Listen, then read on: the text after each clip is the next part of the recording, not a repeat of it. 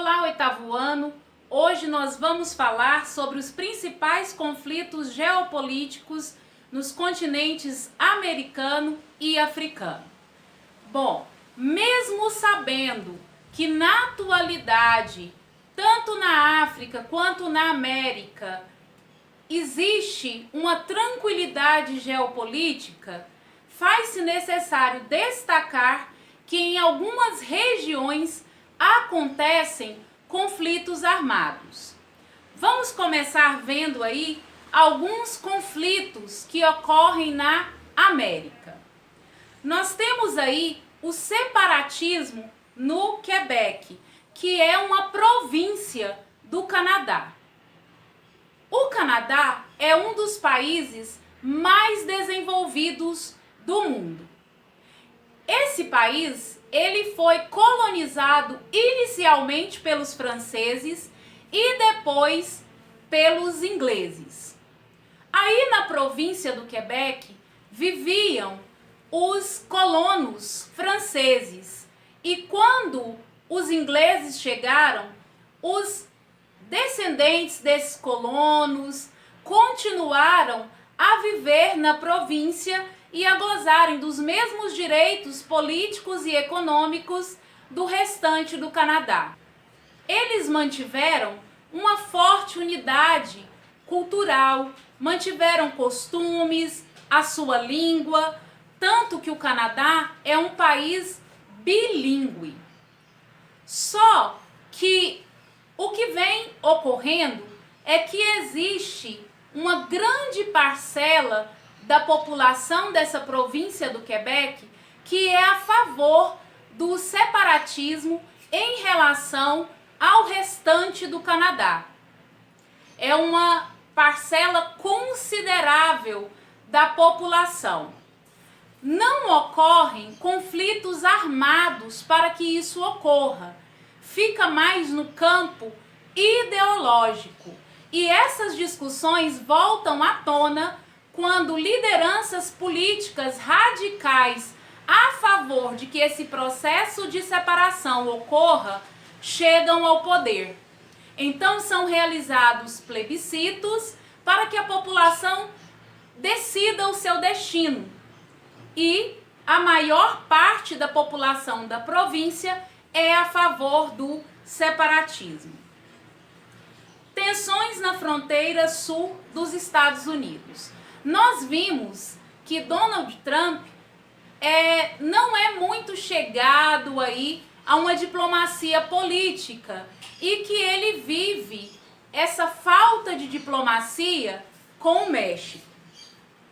A fronteira aí do México com os Estados Unidos, nós sabemos que existe uma grande ultrapassagem, de imigrantes que entram clandestinamente nos Estados Unidos. E esse combate a essa imigração clandestina é uma das políticas dos Estados Unidos. Por quê?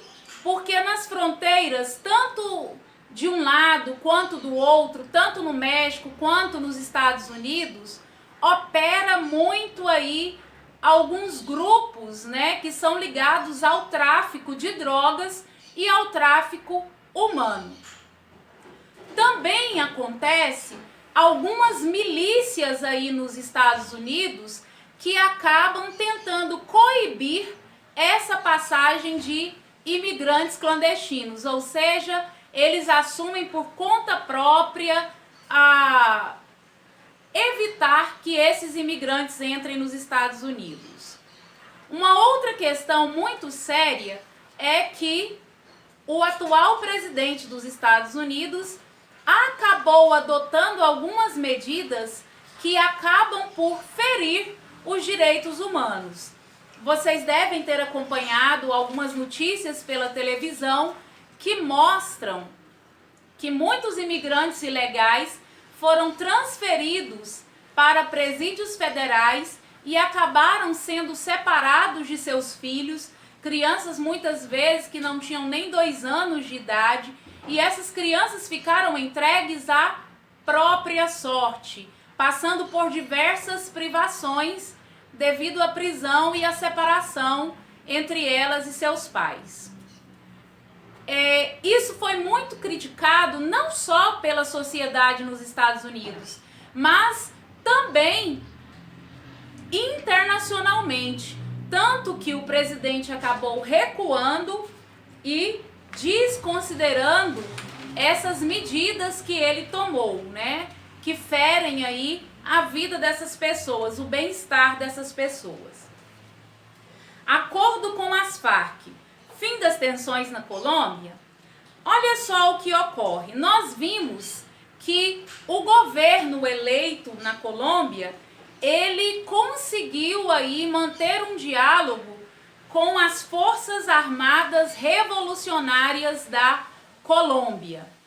E agora vem tentando inserir essas pessoas envolvidas na Farc a estarem aí retomando a sua participação na sociedade.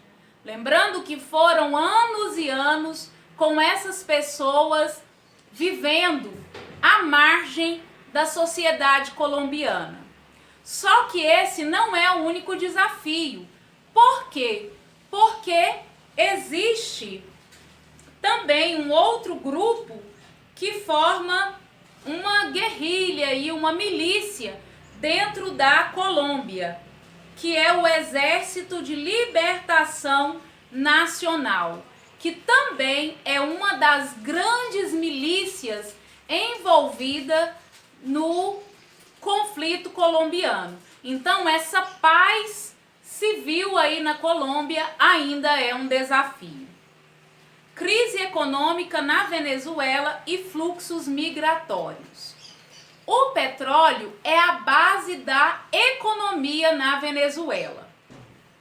E por uma má administração econômica, houve aí alguns problemas que acabaram causando uma grave crise econômica. A sociedade venezuelana passa por diversas privações, existe uma hiperinflação, os preços sobem sem parar e ainda falta itens básicos para a sobrevivência da população. E fora toda essa grave crise econômica, social, o atual presidente, Maduro, ainda apresenta mão de ferro em relação aos seus opositores. Parte da população apoia o governo, mas uma grande maioria, incluindo o parlamento, é contra a sua liderança.